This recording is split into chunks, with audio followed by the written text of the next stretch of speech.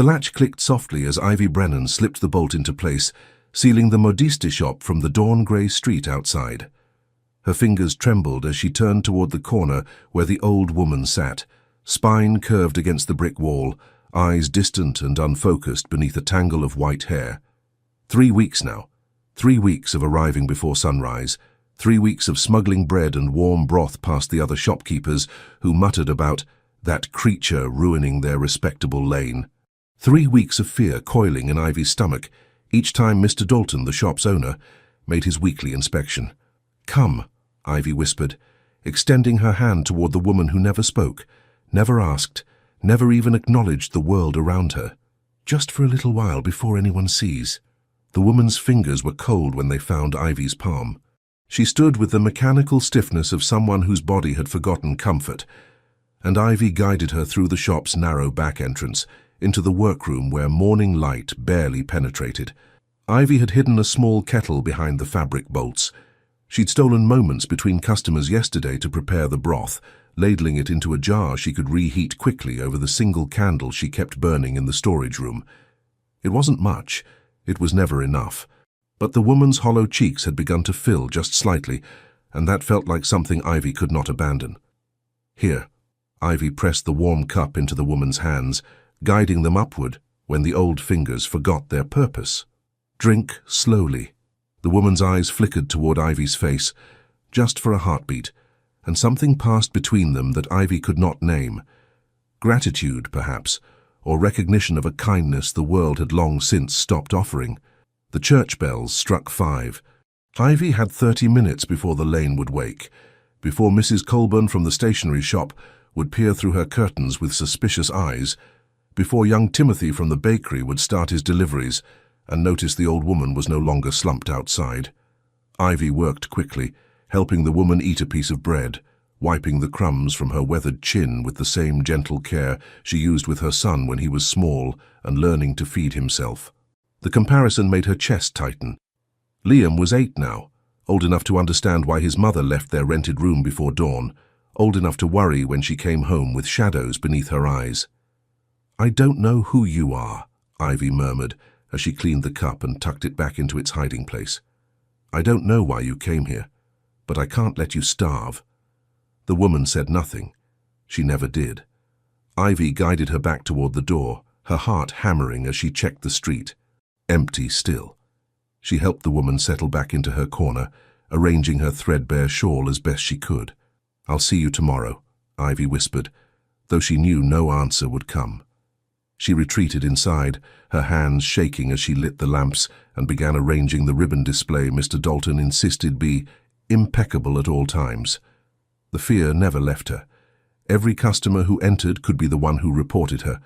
Every glance toward the window could reveal someone watching, judging, preparing to strip away the fragile security she'd fought 3 years to build. Ivy's husband had been dead 4 years. The fever took him in less than a week, leaving her with a 3-month lease on a room she could not afford, and a 4-year-old son who did not understand why Papa would not come home. Mr. Dalton had hired her because his wife pitied her, because Ivy had once sewn her daughter's wedding dress, because the alternative was watching a widow and child sink into the workhouse. She could not lose this position. She could not. But every morning, when that old woman appeared, silent and forgotten, Ivy could not walk past her either. The day progressed with agonizing slowness. Customers came and went, ladies selecting lace, servants collecting mended gloves, a young bride hesitating over satin ribbon for her trousseau. Ivy smiled, measured, wrapped purchases in brown paper with precise folds, and every spare moment, her eyes flickered to the window, to the old woman still sitting outside, unmoving as a statue. At 2:30, the bell above the door chimed. A woman swept inside, her police fine, but her expression harried. "I need thread," she announced breathlessly. "The lavender shade. I've run out and my embroidery is half finished." "Of course, madam." Ivy moved toward the thread cabinet, grateful for the distraction from her spiraling anxiety. But the woman followed too closely, her eyes darting around the shop with an odd intensity. "You open quite early, don't you?" Ivy's pulse stuttered. "Mr. Dalton prefers we maintain consistent hours." "I see." The woman's gaze lingered on the workroom door. "I thought I might come earlier tomorrow. I have several projects that require attention." "We open at 6, madam." "Earlier than that, perhaps?" The woman's smile did not reach her eyes. "I'm an early riser. I often walk this lane before dawn." The words landed like stones in Ivy's chest.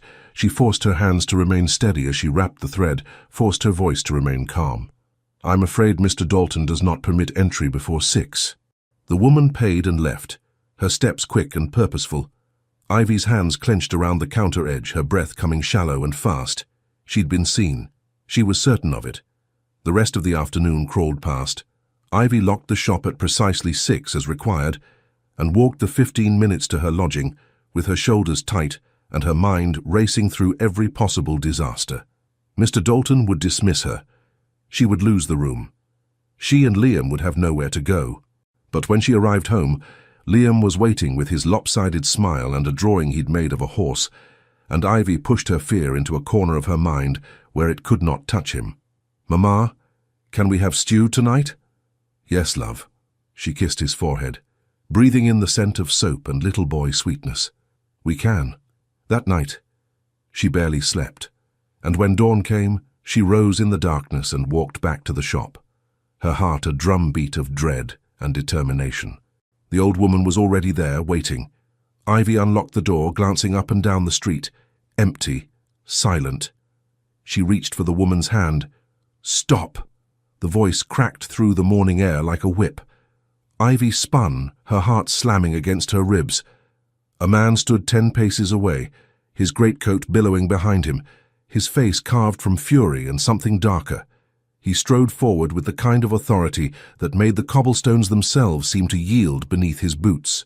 "Step away from her," he commanded, his voice low and lethal. "Now." Ivy's mind blanked with terror, but her body moved instinctively, placing herself between the man and the old woman. "She's done nothing wrong." "Nothing wrong?" The man's laugh was blade sharp. "Do you have any idea who she is, what you've been doing?" "I've been feeding her," Ivy shot back, her fear crystallizing into anger. "Which is more than anyone else has bothered to do." He closed the distance between them in 3 strides, towering over her with barely leashed rage. "You've been exploiting her, using her for, what? Sympathy? Charity donations?" The accusation struck like a slap. "How dare you? How dare I?" His eyes, dark as midnight, furious as storms, bore into hers. "She's been missing for 3 weeks. 3 weeks while you've kept her here like some prop for your own purposes. I didn't keep her anywhere." Ivy's voice rose despite the danger of drawing attention. "She appeared outside this shop weeks ago and no one else cared that she was starving. You had no right. She's a human being." The words tore from Ivy's throat. "She deserves to be treated like one." The man's jaw clenched, a muscle ticking beneath his skin. He looked past Ivy to the old woman, and something in his expression shifted, softened just enough to reveal a fracture beneath the fury. "Come, grandmother," he said, his voice dropping to something gentler, almost broken. "Let's go home." The word struck Ivy like a physical blow. Grandmother. The old woman did not move. The man crouched beside her, his large hands careful as they touched her shoulder. "It's Nathaniel. I've been looking for you. Please." Nothing. The woman's eyes remained distant, unfocused, as though she inhabited a world no one else could reach. Nathaniel stood, his jaw tight. He turned back to Ivy and she saw it now. Beneath the anger, beneath the accusations, there was fear, raw and unmistakable. "If you've harmed her in any way—" "I fed her," Ivy interrupted, her voice steady, despite her racing heart. "I gave her water and shelter and basic human kindness. If that's a crime, then condemn me for it." Their eyes locked. The street around them remained silent, the world holding its breath. Finally, Nathaniel bent and lifted the old woman into his arms with surprising tenderness. She did not resist, but neither did she acknowledge him. He carried her toward a carriage Ivy had not noticed, emblazoned with a crest she could not read in the dim light. He paused at the carriage door, looking back at her with an expression Ivy could not decipher. "You should have sent word. To someone. Anyone." "To whom?" Ivy asked quietly. She never spoke. And no one asked. Something flickered across his face. Guilt, perhaps, or shame, but he said nothing more. He placed the old woman inside the carriage, climbed in after her, and the driver snapped the reins. Ivy stood alone in the empty street as the carriage disappeared into the morning mist, her hands still trembling, her heart still racing. She did not know who the man was. She did not know what would happen next, but she knew with bone-deep certainty that her life had just shifted beneath her feet. And she had no idea if she would survive the fall. The shop felt different that day. Ivy moved through her tasks mechanically, measuring ribbon and folding fabric, but her mind remained locked on the fury in that man's eyes, the accusations in his voice, the tenderness with which he'd lifted the old woman who would not speak. Grandmother, he'd called her. 3 weeks. The woman had been missing for 3 weeks, and no one had found her until now. What kind of family lost someone for that long? Mrs. Colburn entered at noon, her thin lips pursed with barely contained glee. Such excitement this morning, my dear. A ducal carriage on our lane. Can you imagine? Ivy's stomach dropped. A duke? The Duke of Ravenscroft himself, or so Timothy said. Apparently, one of his servants saw him arrive just after dawn. Mrs. Colburn leaned across the counter conspiratorially. Whatever could bring such a man to our humble street? Ivy's hands went cold. A duke. She'd argued with a duke. She'd placed herself between a duke and his grandmother and accused him of not caring whether the woman starved. I'm sure I don't know, Ivy managed, her voice barely above a whisper. Mrs. Colburn prattled on, but Ivy heard nothing. Her world had narrowed to a single terrifying realization. She had made an enemy of one of the most powerful men in England. By the time she closed the shop that evening, her hands would not stop shaking. She walked home in a daze, her mind cataloguing every possible consequence. He could ruin her with a word. He could have her blacklisted from every shop in the city. He could... Mama! Liam's voice cut through her spiral. He was waiting at the top of the stairs, his face bright with excitement. Mrs. Hewitt made apple tarts and gave me one. Ivy pulled him close, breathing in his warmth, letting his uncomplicated joy steady her. That was kind of her. She said I was a good boy for helping carry her basket. He beamed up at her. Was I? You were. She kissed his forehead. You are. That night she lay awake long after Liam had fallen asleep beside her in their narrow bed. She stared at the ceiling and tried to imagine what tomorrow would bring. Would the Duke of Ravenscroft send constables to arrest her? Would he speak to Mr. Dalton and have her dismissed? Would he simply forget her, a shop girl too insignificant to warrant further attention? She did not know which possibility frightened her most. When dawn came, Ivy rose on shaking legs and dressed in the darkness. She kissed Liam's sleeping forehead and walked to the shop, half expecting to find it barred or marked with some sign of her disgrace. Instead, she found the Duke of Ravenscroft waiting outside the door. He stood in the grey morning light, his greatcoat immaculate, his expression unreadable. When he saw her, he straightened, and Ivy's heart climbed into her throat. Miss, he paused. I don't know your name. Brennan, Ivy said quietly. Ivy Brennan. Mrs. His eyebrows rose slightly. Mrs. Brennan, I owe you an apology. The words were so unexpected that Ivy nearly stumbled. Your Grace, I spoke harshly yesterday. I accused you of things you did not do. He met her eyes and she saw something there she had not seen before. Genuine remorse. My grandmother has been missing for 3 weeks. I have had men searching every corner of London. When I learned she was here, I assumed... He stopped, jaw tightening. I assumed the worst. I should not have. Ivy's mind reeled. You don't need to apologize to me, Your Grace. I'm no one. You are someone who cared for my grandmother when no one else did. His voice was firm. That is not nothing. Silence stretched between them. Ivy became aware of how early it was, how alone they were, how improper this entire situation was becoming. How is she? The question slipped out before Ivy could stop it. Your grandmother. Is she eating?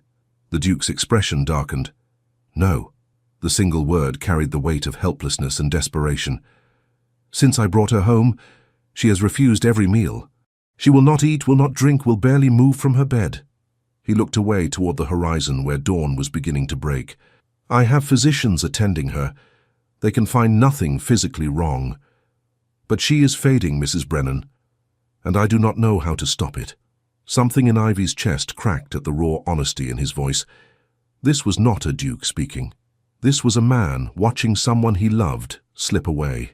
She wouldn't speak when she was here either, Ivy said softly. But she ate when I offered food gently, without pressure, just as though it were a simple kindness, not a duty. I don't know how to do that. The admission seemed to cost him something. I was raised to command, not to coax. Ivy thought of Liam, of the patience required to help a grieving child remember how to smile. Sometimes the smallest gestures matter most. The Duke looked at her then, really looked, as though seeing her for the first time. "Would you come?" he asked abruptly. "To my estate, to see if she will eat for you." Every instinct in Ivy's body screamed refusal. Going to a duke's estate, alone, without protection or propriety, it was unthinkable. But she thought of the old woman's hollow eyes, of the way her cold fingers had gripped Ivy's hand, of the terrible loneliness that hung around her like a shroud. "I have responsibilities here," Ivy said carefully. "My employer. I will speak to him. Your Grace, I don't think... Please." The word was simple, unadorned, stripped of all ducal authority. "I am asking you, please." Ivy's resolve crumbled. "One visit," she said quietly. "I'll come once, but I can make no promises." Relief washed across his face so clearly that Ivy's breath caught. "Thank you." He arranged everything with swift efficiency, spoke to a bewildered Mr. Dalton, sent word to Ivy's landlady that she would be gone for the day, provided a carriage that made Mrs. Colburn's eyes nearly pop from her skull when it arrived to collect Ivy at noon. And Ivy, who had never been inside anything finer than Mr. Dalton's shop, found herself seated across from the Duke of Ravenscroft as they rolled through London's streets toward an estate she could not begin to imagine. "My grandmother has not spoken in 3 years," the Duke said quietly as the carriage swayed. "The physicians call it a melancholy of the mind. She understands, I think. But the words will not come." "That must be frightening for her," Ivy murmured. "Yes." He looked out the window. "I believe it is. And for you." His eyes snapped back to hers, surprise flickering across his face. "I am not the one suffering." "You're watching someone you love disappear," Ivy said gently. "That's a different kind of suffering. But it's still real." Something shifted in his expression. A crack in the armor he wore so carefully. "You speak as though you understand." "I watched my husband die of fever 4 years ago." The words came easier now, softened by time but never painless. "I couldn't stop it. I couldn't save him. I could only sit beside him and hold his hand while he faded. I'm sorry." "So am I." Ivy looked down at her work-roughened hands. "But it taught me that sometimes being present is the only gift we have to offer." The carriage rolled on in silence, carrying them toward a future neither could predict.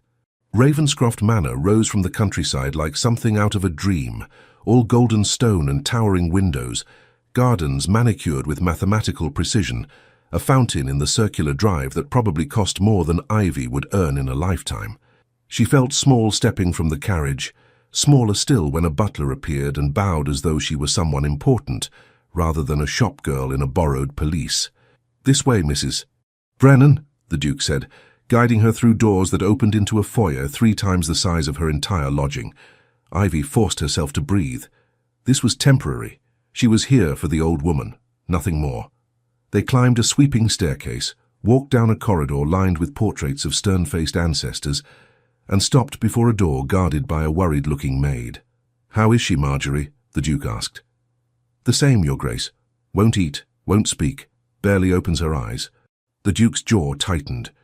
He pushed open the door, and Ivy followed him into a room that smelled of lavender and sickness. The old woman lay in a bed that seemed to swallow her whole.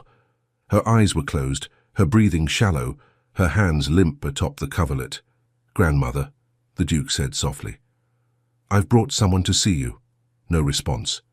The woman might have been carved from wax.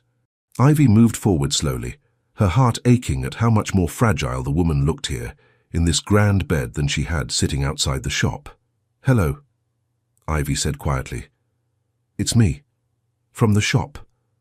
I've been worried about you." "Nothing." Ivy glanced at the Duke. He gestured toward a tray on the bedside table.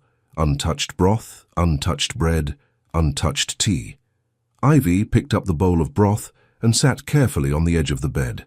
"I brought you food every morning," she said, keeping her voice gentle and unhurried. "Do you remember? You never asked for it, but I thought you might be hungry." The old woman's eyelids fluttered. Just slightly, but it was movement. Ivy dipped the spoon into the broth and lifted it toward the woman's lips. "You don't have to eat if you don't want to, but I think you might feel better if you did." The woman's mouth opened. Just a fraction. Just enough. Ivy tipped the spoon carefully, and the woman swallowed. Behind her, Ivy heard the Duke's sharp intake of breath. She offered another spoonful. Another. Slowly, patiently, as though they had all the time in the world. The old woman ate half the bowl before her eyes drifted closed again, exhausted by the effort. Ivy set the bowl aside and stood. The Duke was staring at her as though she'd performed a miracle. "How did you do that?" he asked, his voice barely above a whisper. "I didn't do anything," Ivy said. "I just treated her like a person, not a problem to be solved." The Duke's expression was unreadable. "Will you stay? Just for a little while to see if she'll eat again?" Ivy thought of Liam, waiting at home, of the shop, of the dozens of reasons she should refuse. But the old woman's fingers had moved just slightly toward Ivy's hand before she fell back asleep, and Ivy could not ignore that silent plea. "A little while," she agreed. "But then I must go home." Of course. The Duke arranged for tea to be brought, for a chair to be placed by the window where Ivy could sit comfortably. He hovered uncertainly, as though unsure whether to stay or leave. "You can go," Ivy said gently. "I'll call if she wakes." He nodded and left, though his steps were reluctant. Ivy sat in the chair and watched the old woman sleep, her mind spinning with questions she had no right to ask. What had happened 3 weeks ago? How had a Duke's grandmother ended up lost and alone on a modiste shop's doorstep? Why had no one found her sooner? An hour later, the old woman stirred. Ivy returned to her side immediately, offering water this time. The woman drank, her eyes focusing briefly on Ivy's face with something that might have been gratitude. "You're safe now," Ivy murmured. "You're home." The woman's lips moved, shaping a word that did not come. Her eyes filled with something that looked like frustration, or perhaps sorrow.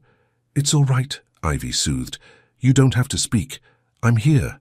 When the Duke returned an hour later, the old woman had eaten more broth and drunk an entire cup of water. He stared at the empty dishes as though they were evidence of sorcery. "I should go home now," Ivy said quietly. "My son will be worried." "Your son?" "Liam. He's 8. Ivy stood, smoothing her skirts. "I left him with our landlady, but he doesn't like when I'm gone too long." The Duke nodded slowly. "Of course. I'll have the carriage take you." He paused. "Thank you, Mrs. Brennan. Truly. I'm glad I could help." But as the carriage carried her back toward London, Ivy could not shake the image of the old woman's eyes, lost and lonely, and so desperately in need of something Ivy was not sure anyone could provide. She did not expect to see the Duke of Ravenscroft again. 2 days later, he appeared at the shop once more. Ivy was measuring lace for a customer when the bell chimed and the Duke strode inside as though he owned the place. Every head in the shop turned. The customer Ivy was serving forgot how to speak. "Mrs. Brennan," the Duke said, his voice tight with barely controlled urgency, "I need to speak with you. Privately." Mr. Dalton materialized from the back room, his face pale. "Your Grace, how may we—" "Not you." The Duke's eyes remained fixed on Ivy. Her. There was no refusing. Ivy excused herself and followed the Duke outside, her heart hammering. "She won't eat again," he said without preamble. "She hasn't taken a bite since you left. She barely opens her eyes. The physicians say if she doesn't eat soon—" He stopped, his jaw clenched so tightly Ivy feared his teeth might crack. "I'm so sorry," Ivy said helplessly, "but I don't know what else I can do." "Stay." The word was a command and a plea. "Come to the estate, stay for a month, I'll pay you whatever you need, just please help her. Your Grace, I have a son. I have responsibilities." "Bring him." Ivy's breath caught. "What?" "Bring your son. Both of you can stay. I'll make sure you have everything you need, rooms, food, security. His eyes bore into hers. "I am asking you to save my grandmother's life, Mrs. Brennan. Name your price." The offer was absurd, impossible. Everything about this situation violated every rule of propriety and common sense Ivy had ever learned.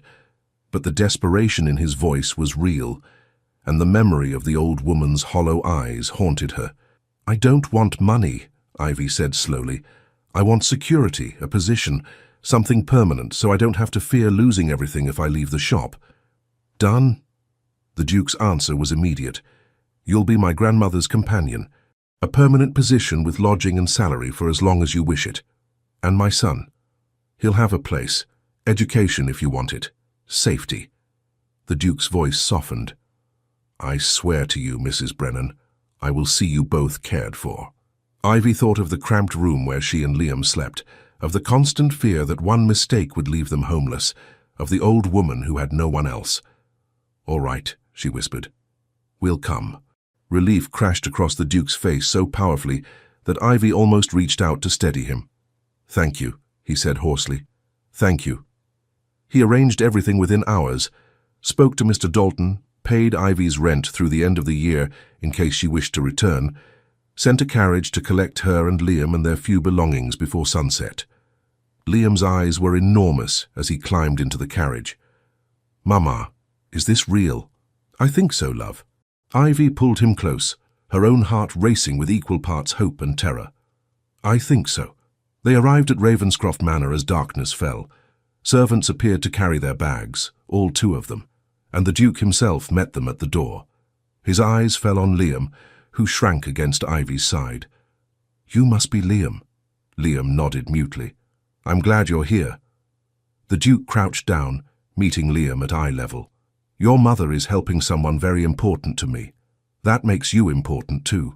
Something in Ivy's chest cracked at the unexpected gentleness in his voice. "The housekeeper will show you to your rooms," the Duke continued, rising. "They're in the family wing. I thought it would be easier for you to access my grandmother's chamber." Ivy blinked. "The family wing?" "You're not servants, Mrs. Brennan. You're guests." He said it as though it were obvious, as though inviting a shop girl and her son into the family's private quarters was perfectly normal. The rooms were larger than the entire place Ivy and Liam had been living. 2 bedchambers connected by a sitting room, each with a fireplace and windows overlooking gardens that gleamed silver in the moonlight. Liam ran from room to room, his delighted laughter echoing off the walls. "Mama, look, I have my own bed and it's huge." Ivy stood in the center of the sitting room and tried to remember how to breathe. This was temporary, she reminded herself.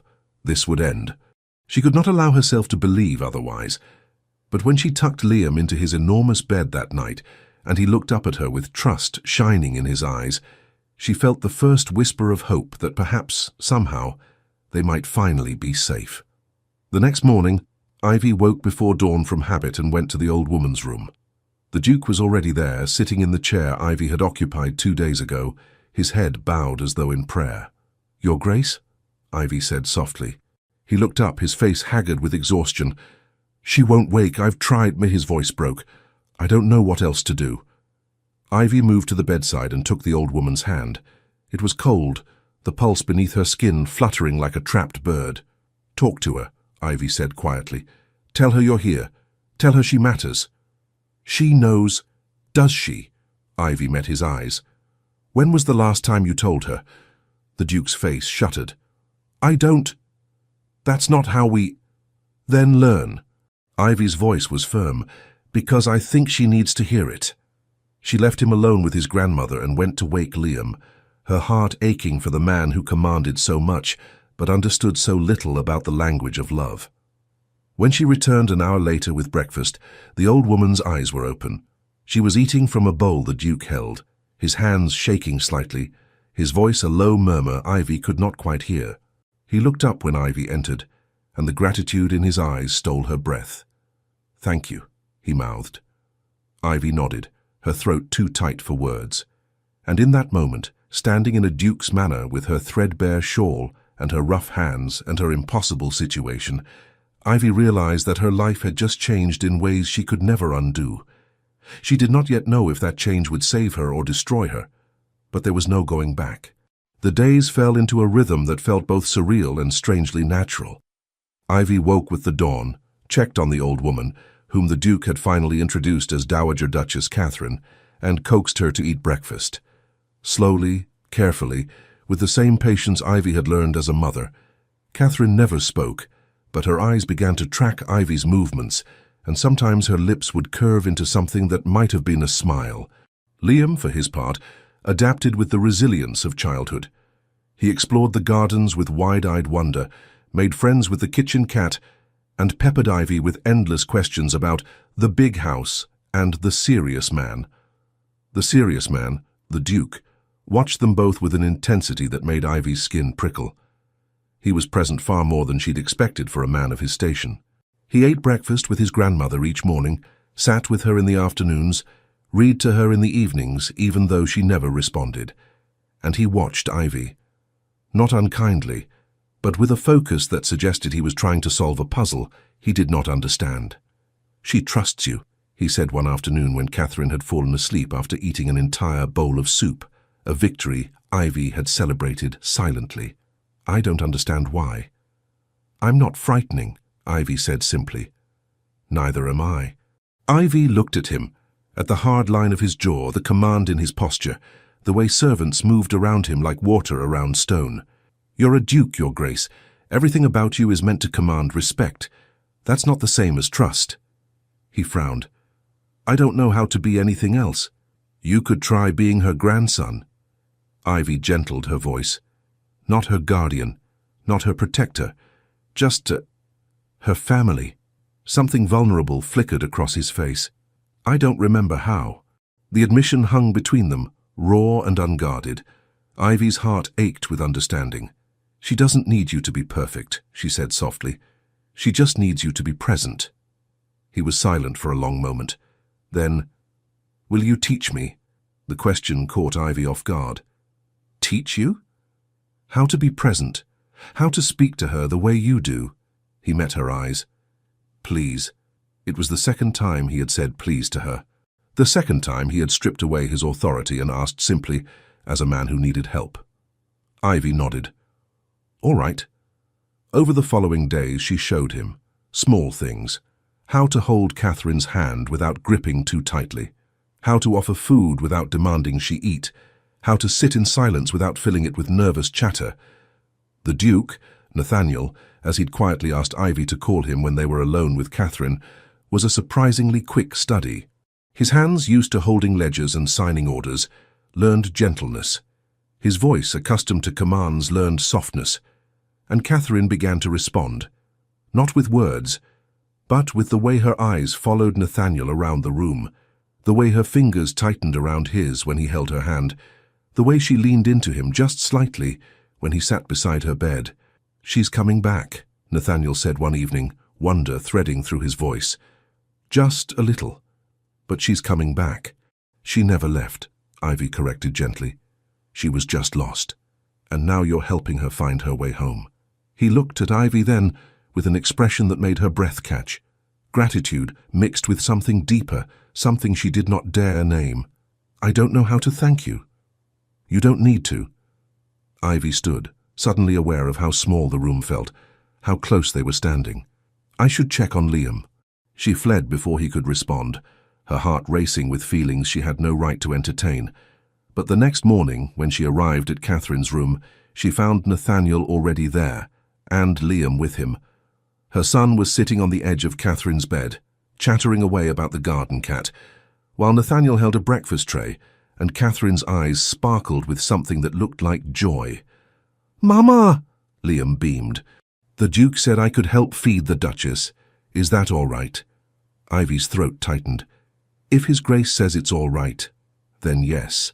"She seems to like him," Nathaniel said, a small smile playing at his lips. "He has a talent for storytelling. He gets that from his father." The words slipped out before Ivy could stop them, carrying grief she thought she'd buried. Nathaniel's expression softened. He would be proud of him. "And of you."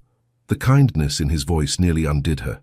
Ivy blinked back tears and moved to help, but Nathaniel gestured for her to sit. "Let him," he said quietly. "He's doing well. So Ivy sat and watched her son, her beautiful, bright, resilient son, coax the Dowager Duchess to eat porridge, while chattering about cats and gardens and the really big horse he'd seen in the stable. And she watched Nathaniel watch them both, his expression unguarded, in a way she suspected few people ever saw. Something was shifting. Between her and Nathaniel. Between all of them. Something fragile and terrifying and impossible to stop. Ivy told herself it didn't matter, this was temporary. A month, maybe 2, and then she and Liam would return to their real lives. But in the quiet moments, when Nathaniel smiled at something Liam said, or when his hand brushed hers as they both reached for Catherine's water glass, Ivy felt the dangerous whisper of hope that perhaps real life could be something different than what she'd always believed possible. She buried that hope as quickly as it surfaced. Hope was a luxury she could not afford, but it kept growing anyway, stubborn and unrelenting, like wildflowers through cracked stone. 3 weeks into their stay, disaster struck in the form of a broken vase. Liam had been exploring, as he was constantly doing, and had ventured into a sitting room he'd been told was off-limits. Ivy had been with Catherine, coaxing her through afternoon tea, when she heard the crash. She ran her heart in her throat, and found Liam standing in the center of a room filled with priceless antiques, his face white with terror, shattered porcelain scattered around his feet. "I'm sorry," he whispered, tears streaming down his cheeks. "Mama, I'm so sorry, I didn't mean to—" "It's all right." Ivy pulled him close, her mind racing through consequences. A vase like that could cost more than she'd earn in years. Mr. Dalton would have dismissed her on the spot for less. "What happened?" Nathaniel's voice cut through Ivy's panic. She turned to find him standing in the doorway, his face unreadable. "Your Grace, I'm so sorry." Ivy kept her arms around Liam, as though she could shield him from whatever punishment was coming. "He didn't mean—" "We'll pay for it somehow, I'll work—" "Liam," Nathaniel said, ignoring Ivy entirely. He crouched down, meeting Liam's tear-filled eyes. "Are you hurt?" Liam shook his head mutely. "Good. That's what matters." Nathaniel glanced at the shattered vase. "This belonged to my great-uncle. He was, by all accounts, a thoroughly unpleasant man who collected ugly things to prove he was wealthy. I never liked this vase." Liam's eyes widened. You didn't." "Absolutely hideous. You've done me a favor, really. Now I have an excuse not to display it." Nathaniel stood and called for a servant. "Charles, please clean this up, and make sure no one walks through here barefoot." "Your Grace," Ivy started. "It's porcelain, Mrs. Brennan. It can be replaced." His eyes met hers. "Children cannot." The words struck her like a physical blow, not with pain, but with the force of unexpected grace. "But the cost—" "I don't care about the cost." His voice was firm. "Liam is welcome in this house, all of it. Even the rooms we told him not to enter because he's 8, and curiosity is not a crime." Liam looked up at Nathaniel with something approaching worship. "Really? Really?" Nathaniel ruffled Liam's hair with startling familiarity, though perhaps next time ask before exploring. "I'll give you a proper tour so you don't have to sneak around." "You will?" Liam's face lit up. "I will. Tomorrow morning, if your mother agrees." Ivy could only nod, her throat too tight for words. That evening, after Liam had fallen asleep, still chattering about the nice Duke, Ivy found Nathaniel in the library. He was staring into the fire, a glass of brandy in his hand, his expression distant. "Thank you," she said quietly from the doorway. "For today. You didn't have to—" "Yes, I did." He looked up, firelight catching in his dark eyes. "He's a child. A good one, who has been taught not to touch things that don't belong to him. The fact that he was curious enough to explore despite that speaks to intelligence, not malice. Most people wouldn't see it that way. Most people are fools." He gestured to the chair across from him. "Sit, please." Ivy hesitated, keenly aware of propriety and her place and all the reasons she should refuse, but she was tired of pretending she did not want to know this man better. She sat. "Catherine smiled today," Nathaniel said after a moment, "when Liam was reading to her. A real smile. I haven't seen that in 3 years. He has that effect on people." Ivy's voice softened. "He reminds them that joy still exists." You've raised him well. I've done my best. Ivy looked down at her hands. It hasn't always been enough. It has been more than enough. Nathaniel's voice was firm. He is kind, curious, resilient. Those are not qualities that come from nothing. They come from being loved well. The words settled around Ivy's heart like a balm to wounds she'd carried for years. "Thank you," she whispered. They sat in comfortable silence, the fire crackling between them, and Ivy felt something shift deeper. This was not a duke and a shopgirl. This was two people who understood loneliness and responsibility, and the terror of loving someone you could not protect from the world's cruelty. "My mother doesn't approve," Nathaniel said suddenly, "of you being here, of Liam, of how much time I spend with Catherine now." Ivy's stomach dropped. "I haven't met her." "No, she's been away at her sister's estate." He took a drink. "She returns in 2 days." The way he said it carried warning. Ivy straightened. "Should I be concerned? My mother believes Catherine is—" He stopped, jaw clenching. "She believes my grandmother is a burden, an embarrassment, something to be hidden away. That's cruel." "Yes." The word was flat. "It is." Ivy thought of the Dowager Duchess's hollow eyes, of how lost she'd been on that street. "Your Grace, Nathaniel, how did Catherine end up outside my shop?" His face went hard. "I don't know. She disappeared from the estate 3 weeks before you found her. The servant said she walked into the gardens one morning and never came back. We searched for days. How did she get to London?" "I don't know that either." Frustration threaded through his voice. "She had no money, no identification. Someone must have helped her. Or—" He stopped. "Or what? Or someone left her there." His eyes met Ivy's, dark with suspicion he clearly did not want to voice. On purpose.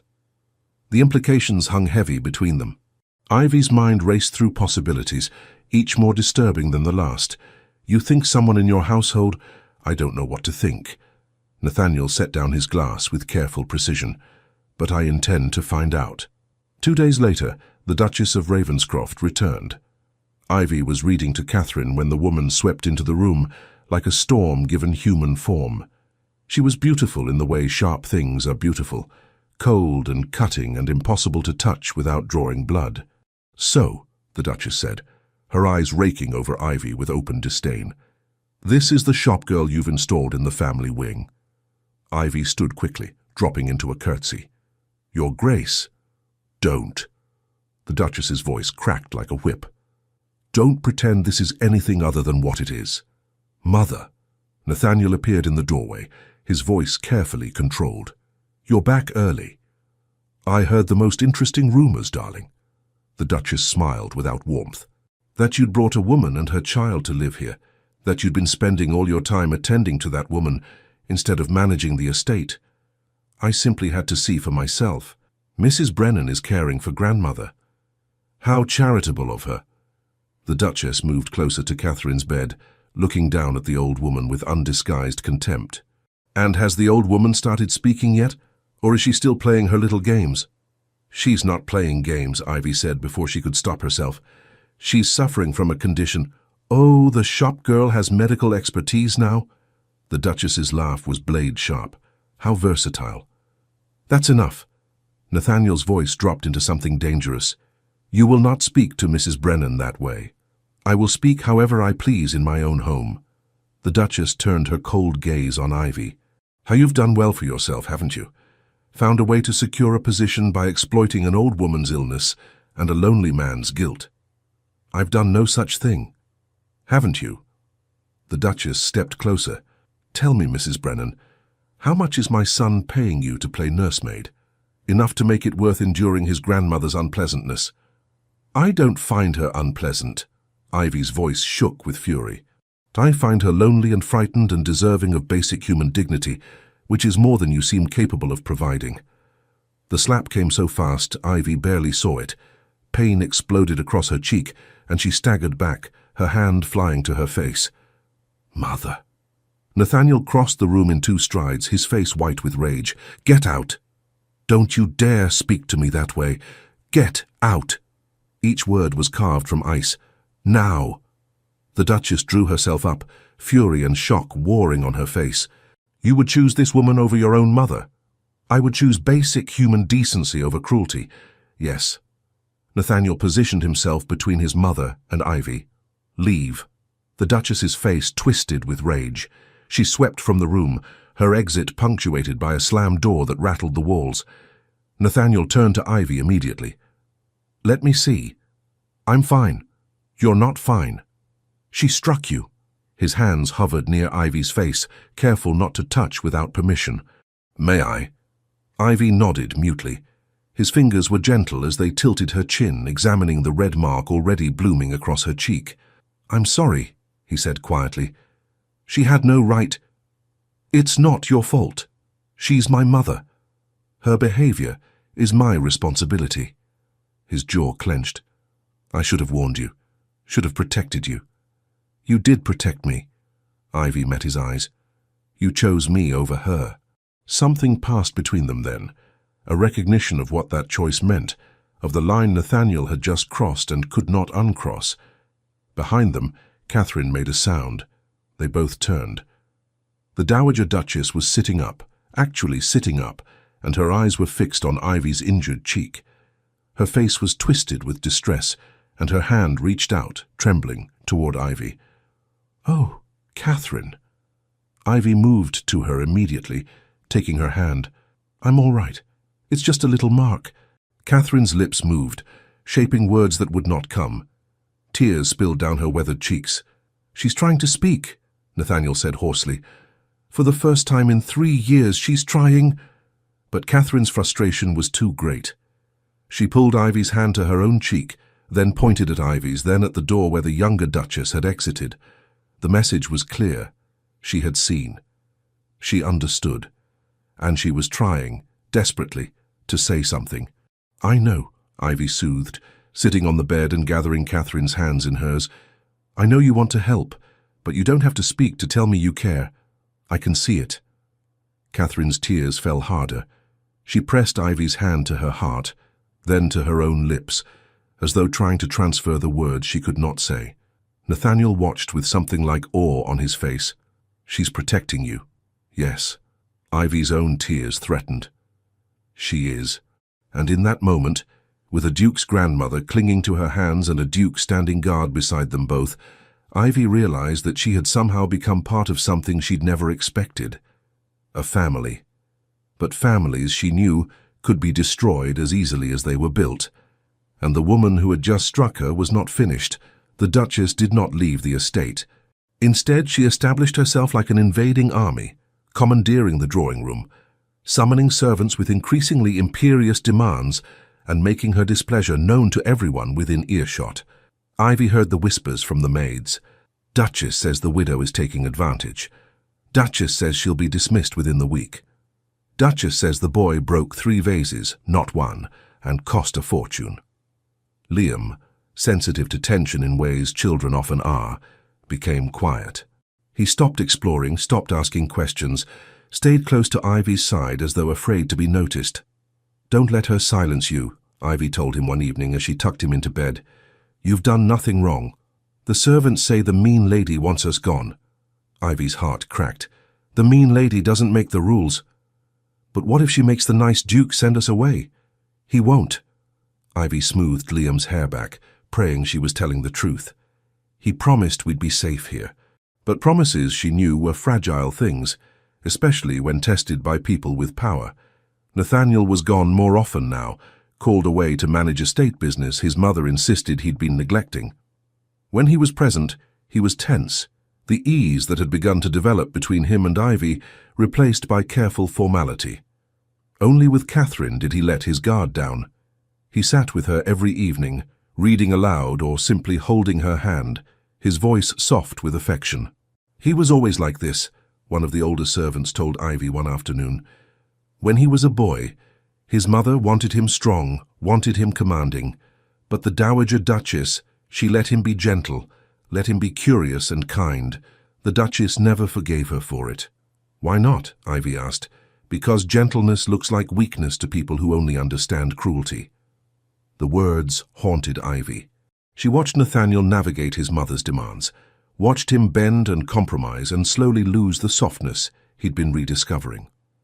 1 week after the Duchess's return, Ivy found her in Catherine's room. The Dowager Duchess was asleep, her afternoon rest undisturbed. The younger Duchess stood over her bed, her expression unreadable as she stared at the sleeping woman. "Your Grace," Ivy said quietly from the doorway, "may I help you with something?" The Duchess turned, her eyes cold. "I'm simply checking on my mother-in-law. Surely that's not forbidden." "Of course not." Ivy entered slowly, every instinct screaming warning. "She's been resting well today." How convenient. The Duchess moved away from the bed, her silk skirts rustling. "Tell me, Mrs. Brennan, do you ever wonder how she ended up on that filthy street outside your shop?" Ivy's pulse quickened. "Every day. Perhaps she wandered off. Perhaps she was confused." The Duchess's smile was knife-sharp. Or perhaps someone finally had enough of caring for a useless old woman who contributes nothing but difficulty. The implication hung in the air like poison. Ivy forced herself to remain calm. "Catherine is not useless." "Isn't she?" The Duchess stepped closer. "She doesn't speak. She doesn't manage household affairs. She simply exists, demanding attention and resources that could be better spent elsewhere. She's a human being who deserves dignity and care. How noble of you." The Duchess's voice dripped with contempt. "But nobility doesn't pay bills, does it? Nobility doesn't maintain estates or preserve legacies. It just creates burdens for those of us forced to carry them. Is that why you left her there?" The question escaped before Ivy could stop it. "Because you saw her as a burden?" The Duchess's face went white, then red with fury. "You have no proof of such a vile accusation. I didn't accuse you of anything. I asked a question." Ivy's voice remained steady despite her racing heart. "But your reaction is rather telling. You forget yourself, Mrs. Brennan." The Duchess advanced, her voice dropping to a venomous whisper. "You are nothing, a widow from a shop, here on my son's misplaced charity. One word from me and you'll be back in whatever hovel you crawled from." "Mother, that's enough." Nathaniel stood in the doorway, his face carved from stone. Behind him stood Liam, his eyes wide with fear, and 2 housemaids who'd clearly been summoned as witnesses. The Duchess whirled. "Nathaniel, this woman just accused me of—" "I heard what she accused you of." His voice was deadly quiet. "And I'd like to hear your answer." "How dare you? Answer the question, Mother." Nathaniel moved into the room, positioning himself between Ivy and his mother. "Did you have anything to do with Grandmother's disappearance? This is absurd. I won't dignify such—" "Mrs. Peters," Nathaniel addressed one of the maids, "please repeat what you told me an hour ago." The older maid trembled but spoke clearly. "I saw Her Grace, the Duchess, arguing with the Dowager Duchess the morning she disappeared. The Dowager was already dressed for walking, but in very plain clothes, not her usual attire." "And?" Nathaniel prompted. "And I heard Her Grace say, 'If you won't go willingly to the country house, then you'll go another way.'" The maid's voice shook. "The Dowager looked frightened, Your Grace, truly frightened." "That proves nothing," the Duchess snapped. "I was suggesting she needed rest, away from—" "Sarah?" Nathaniel looked at the younger maid. "I helped the Dowager into the carriage that morning, Your Grace. Her Grace ordered me to remove all identification from the Dowager's person, her jewelry, her calling cards, even the embroidered initials on her handkerchief. Said it was for her own protection, but—" The girl's voice dropped. It didn't feel right. The Duchess's face twisted with rage and something darker, fear of being exposed. "These servants are lying. They're conspiring to—" "No." The single word from Nathaniel cut through her protests like a blade. "They're telling the truth. I can see it, and so can you." Silence crashed through the room. Catherine, awakened by the commotion, sat up in bed, her eyes moving between her grandson and his mother with sharp awareness. "How you took her?" Nathaniel continued, his voice breaking slightly. "You dressed her in plain clothes, removed anything that could identify her, and you left her somewhere hoping she'd be lost permanently, hoping she'd end up in a workhouse or worse, hoping she'd simply disappear so you wouldn't have to care for her anymore. She was making your life difficult." The Duchess's composure shattered. "She was taking your attention away from your duties, from the estate, from everything that actually matters. I did it for you, Nathaniel. To free you from—" "To free me?" His voice rose with barely controlled fury. "You tried to kill my grandmother to free me. I didn't try to kill her, I simply relocated her. If she'd had any sense left, she would have found help. The fact that she couldn't proves my point. She's not fit to be part of this family anymore." Catherine made a sound then, a low, wounded cry that cut through every heart in the room. Her hands clutched at the bedclothes, her body trembling with the force of emotions she could not voice. Ivy moved without thinking, gathering Catherine into her arms as the old woman began to weep. "It's all right," she murmured. "You're safe now. You're safe."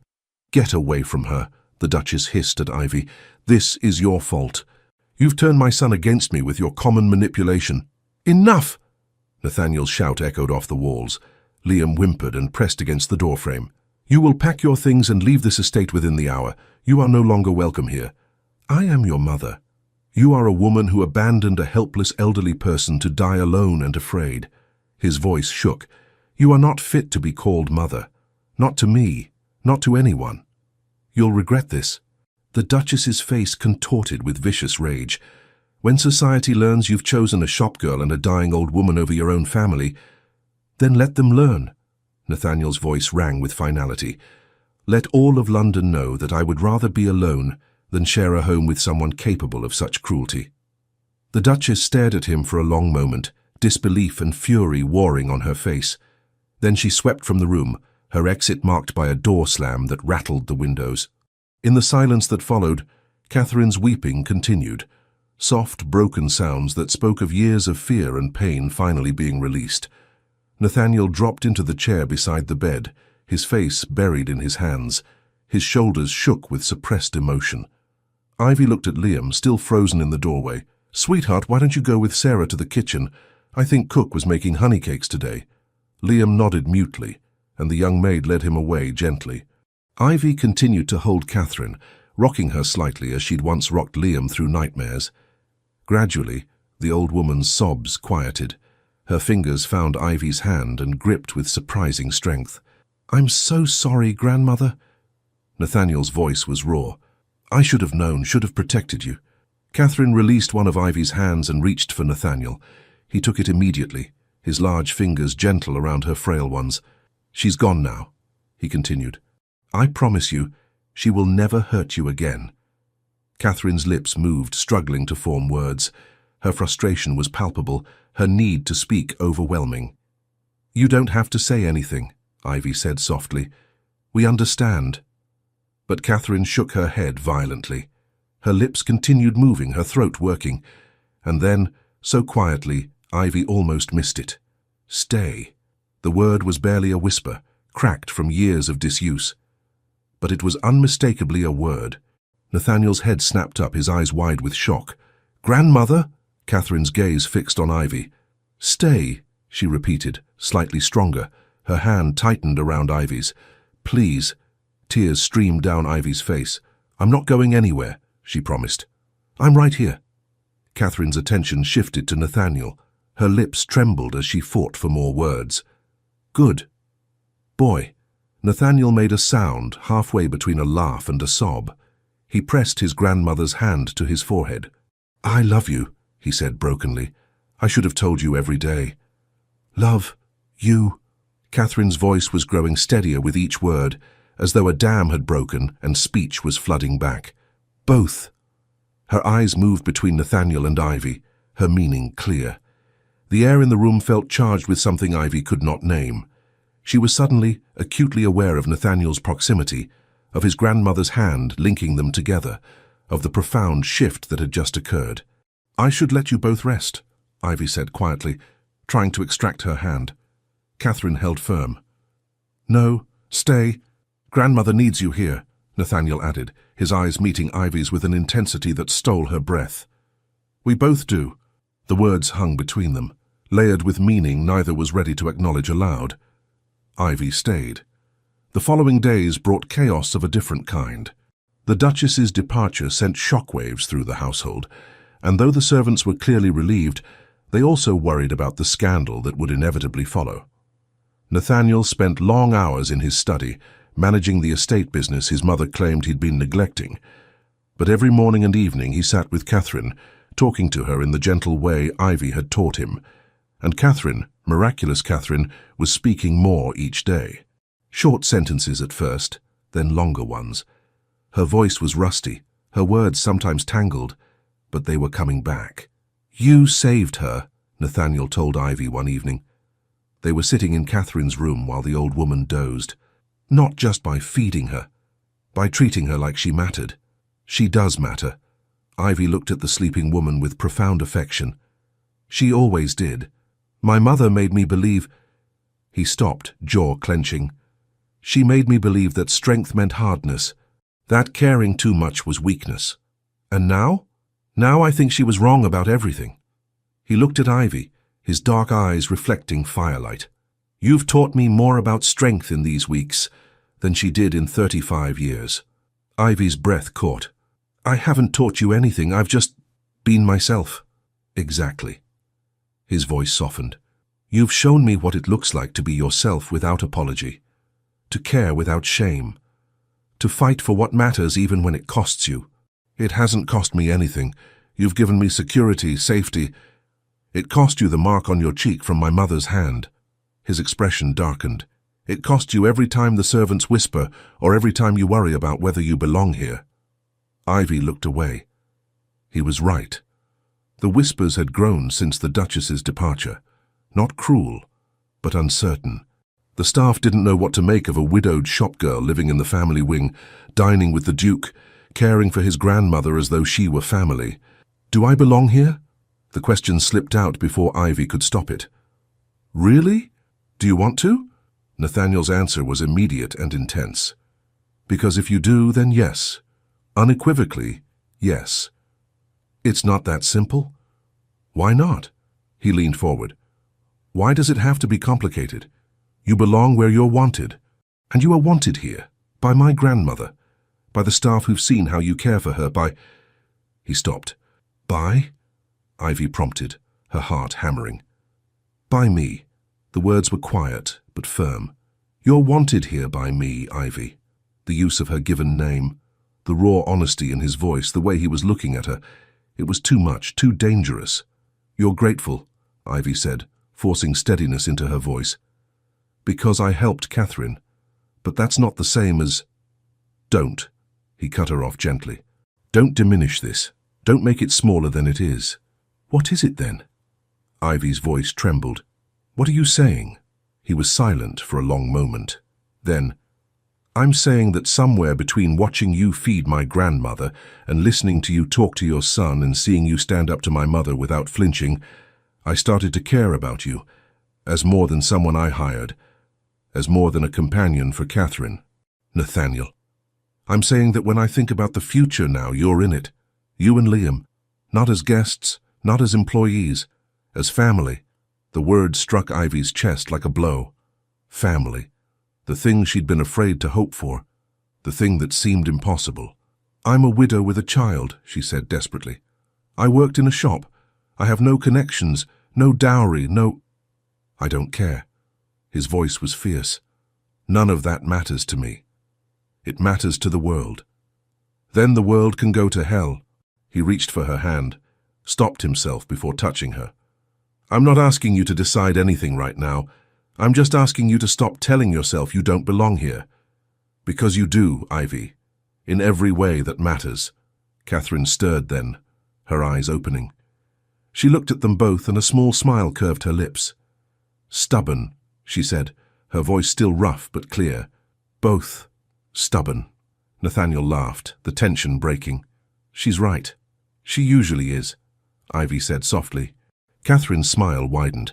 She reached for both their hands, placing them together with deliberate care. "Good.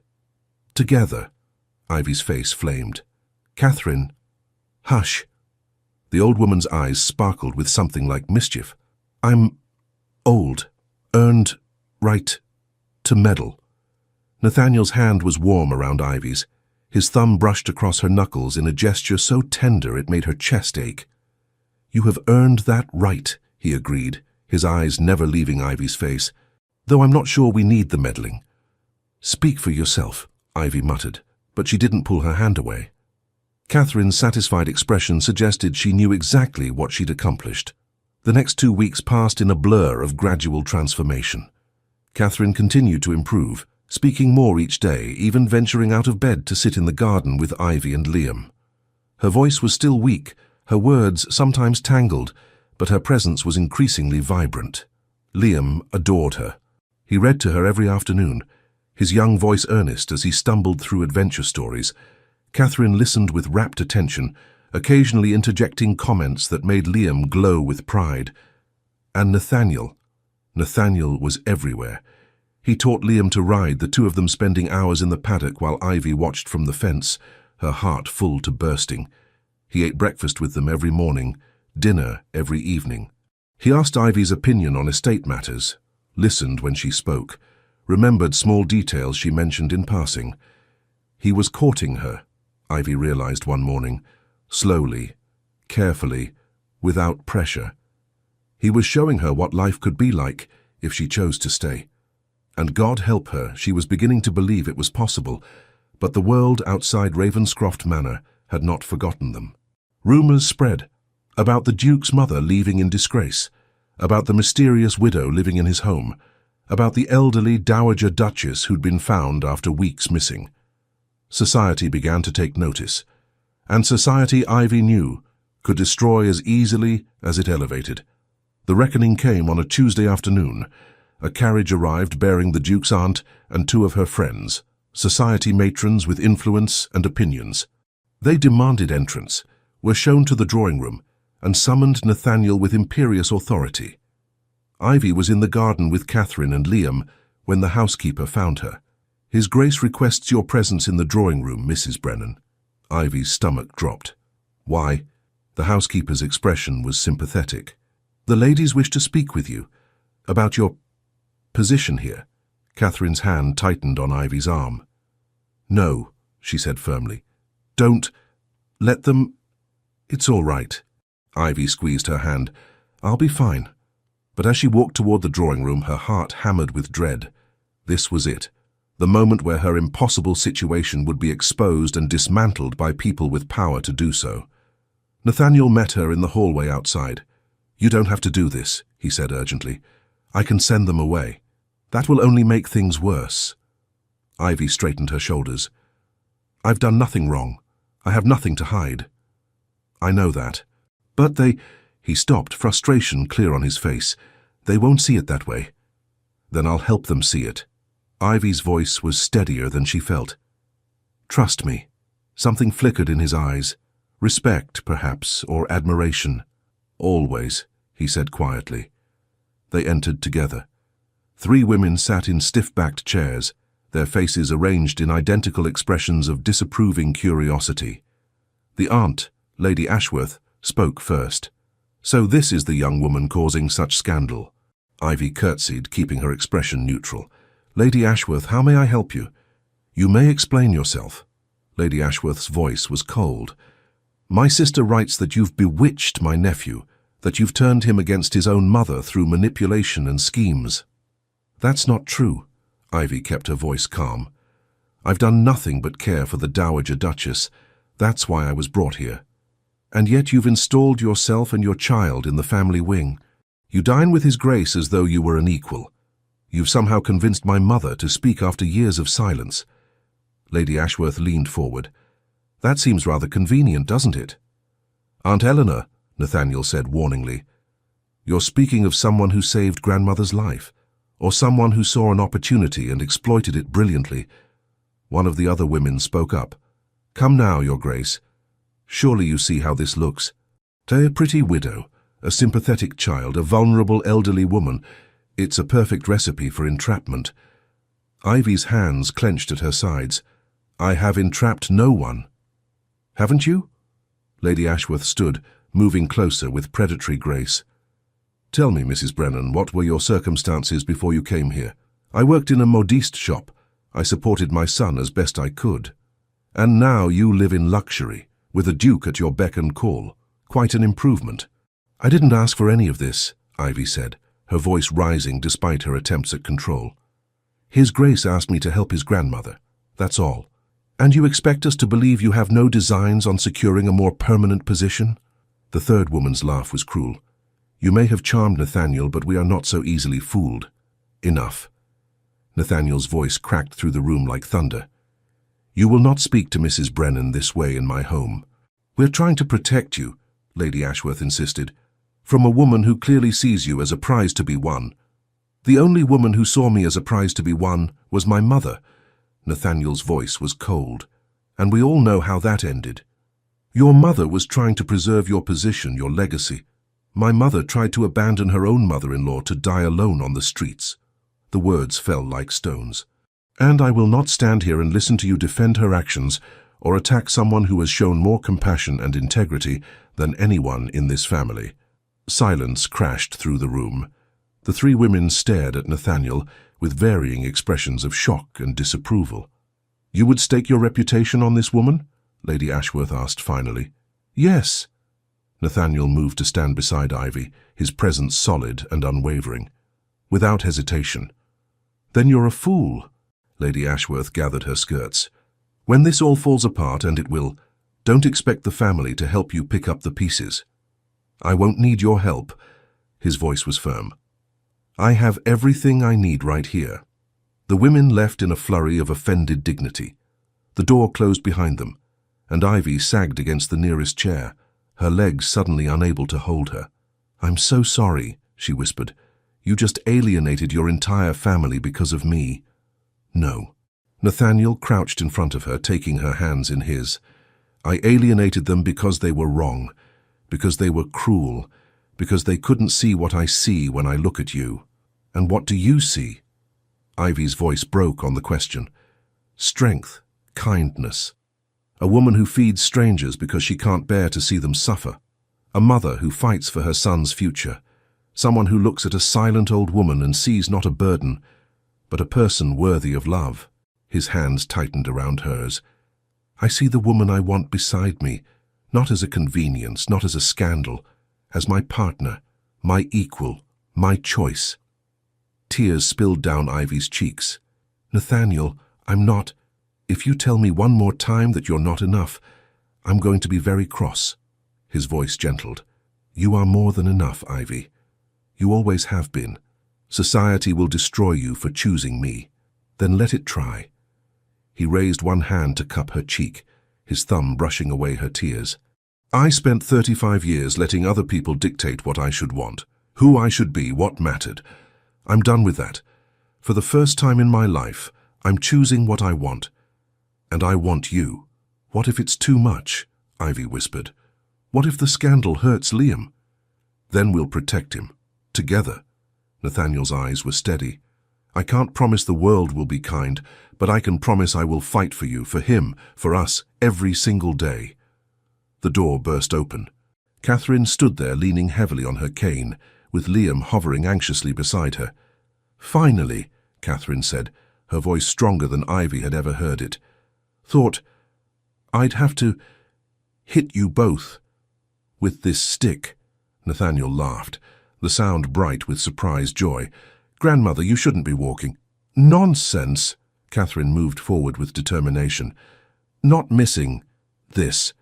She looked at Ivy, her eyes fierce with affection. You love him? Ivy's breath caught. She looked at Nathaniel, at his face open and vulnerable and hopeful, and she couldn't lie.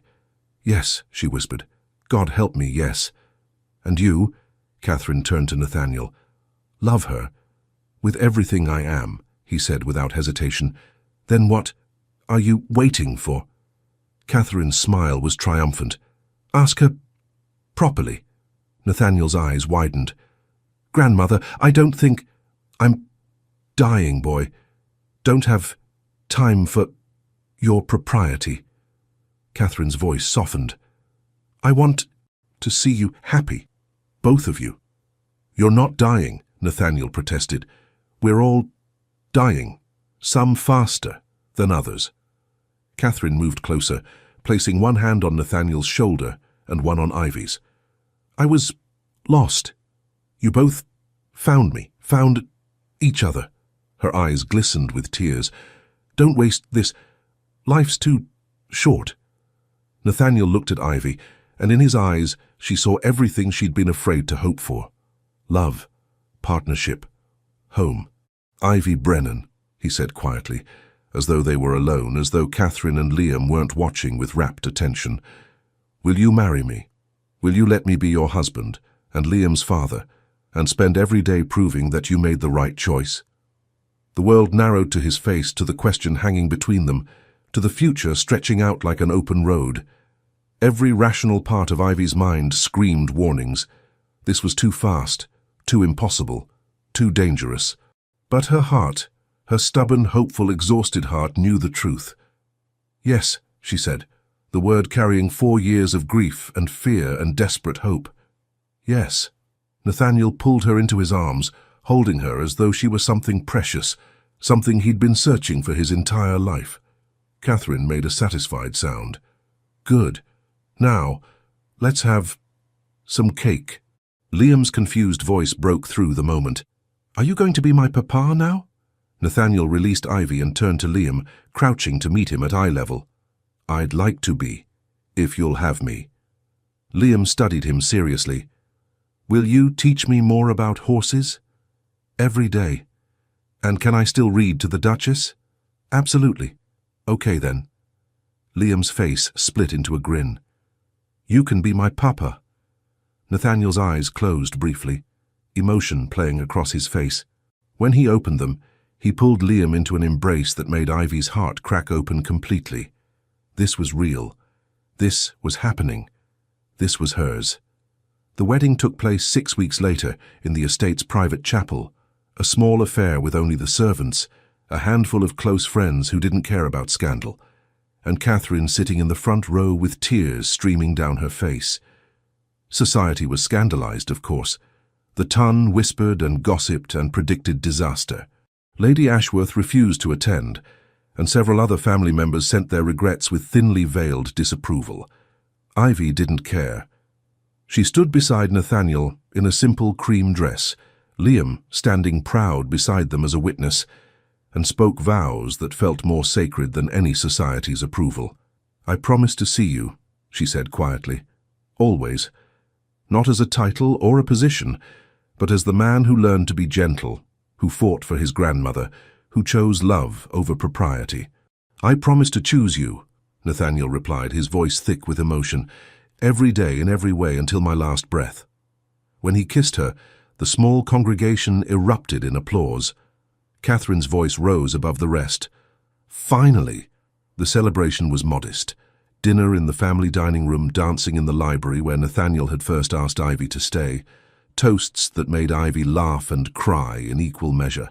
Late that evening, after Liam had been tucked into bed still chattering excitedly about Mama's wedding, Ivy found Catherine in her room.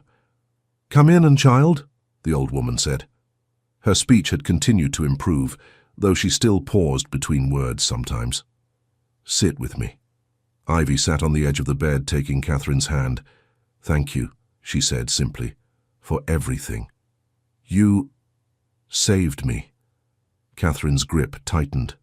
When I was lost, when I couldn't speak, you made me human again. You were always human, not to her. Catherine's expression darkened. My daughter-in-law saw me as obstacle, something to remove. She'll never hurt you again. Ivy's voice was fierce. I won't let her. I know, Catherine smiled. You're fierce like I was once, before I forgot how. You didn't forget. You just couldn't show it. Maybe.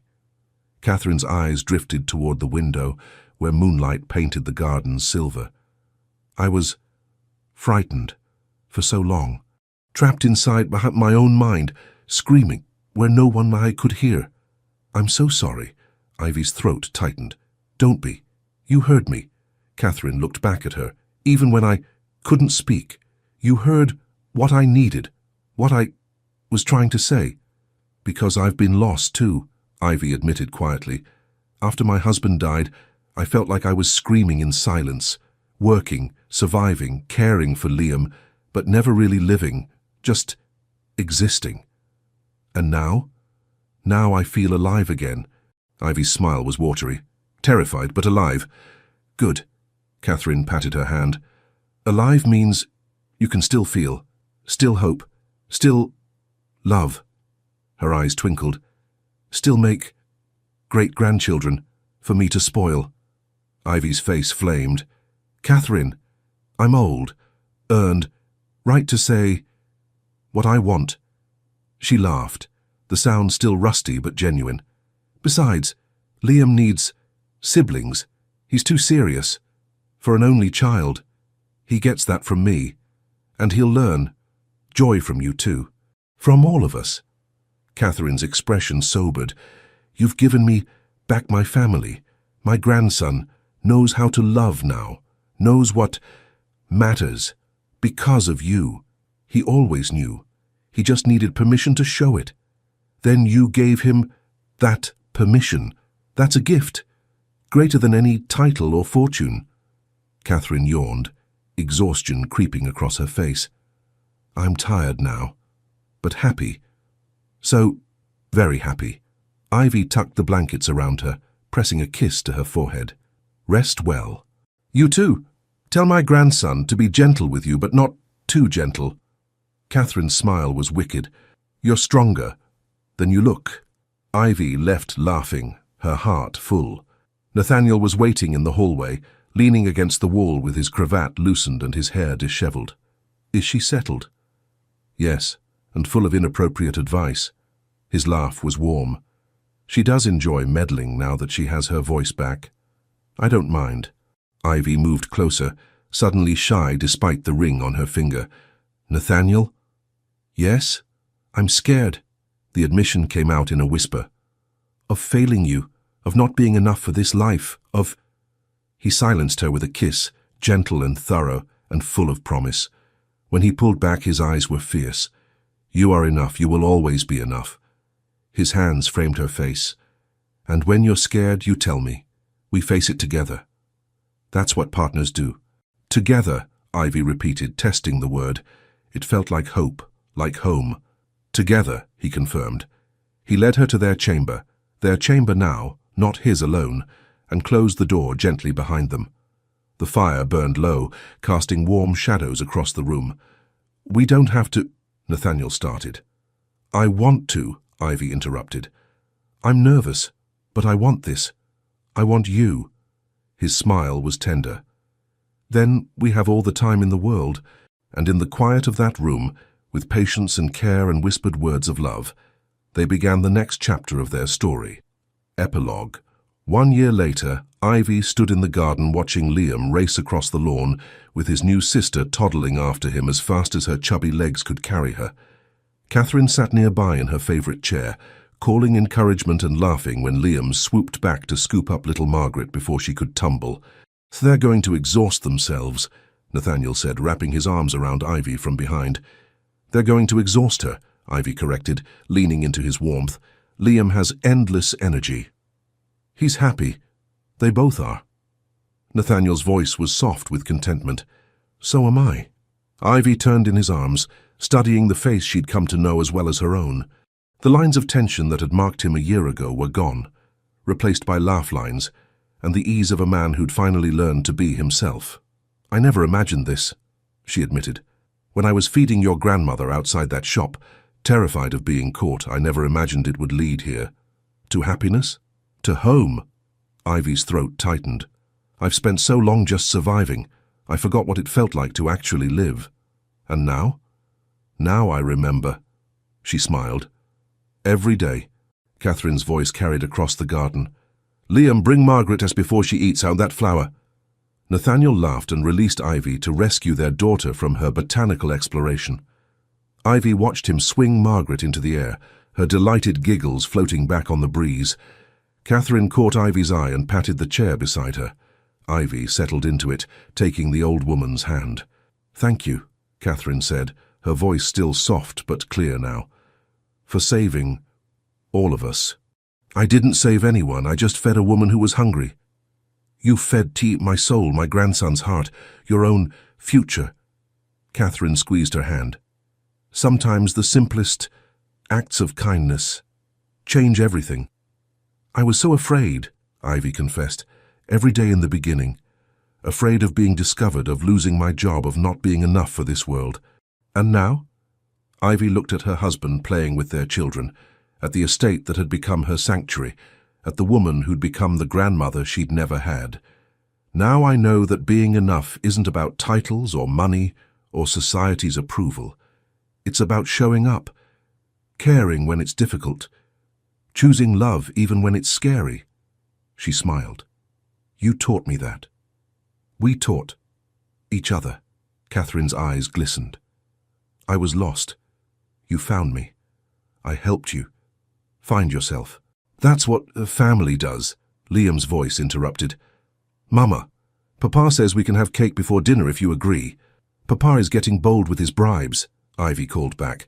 Papa is willing to negotiate, Nathaniel shouted, his grin visible even at a distance. Ivy laughed, the sound free and genuine. Fine, but small pieces, the children cheered. Catherine chuckled beside her, and Ivy felt something settle deep in her chest, a peace she'd stopped believing was possible.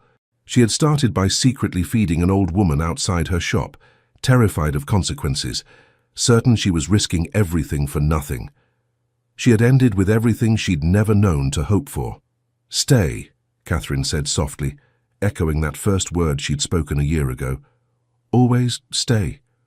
Always, Ivy promised, watching her family gather for their scandalously early cake. For the rest of my life. And she meant it with every fiber of her being.